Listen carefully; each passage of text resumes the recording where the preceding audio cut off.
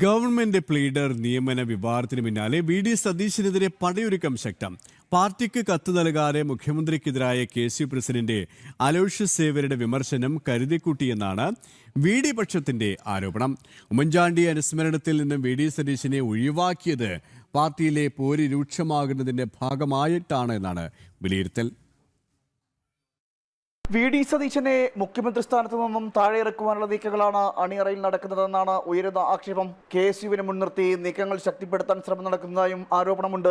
ഇതിന്റെ ഭാഗമായാണ് അലോഷ്യസ് സേവ്യരുടെ പ്രതികരണമെന്നാണ് പൊതുവിലെ വിലയിരുത്തൽ. പ്ലീഡർ നിയമനവുമായി ബന്ധപ്പെട്ട് അലോഷ്യസ് സേവ്യർ നടത്തിയ പ്രതികരണത്തിൽ കാര്യമുണ്ടെങ്കിലും അനവസരത്തിലാണ് പ്രതികരണം എന്നാണ് വിലയിരുത്തൽ. പരസ്യ പ്രതികരണവും പ്രതിഷേധവും അജണ്ടയുടെ ഭാഗമാണ്. പിന്നിൽ കെ.സി. വേണുഗോപാലിന്റെ അദൃശ്യകാര്യങ്ങൾ പ്രവർത്തിക്കുന്നുണ്ട് എന്നും വിശ്വസിക്കുന്നവരുണ്ട്. പാർട്ടിക്ക് പരാതി നൽകാതെയുള്ള അലോഷ്യസിന്റെ പ്രതികരണമാണ് ഇക്കൂട്ടർ എടുത്തുകാട്ടുന്നത്.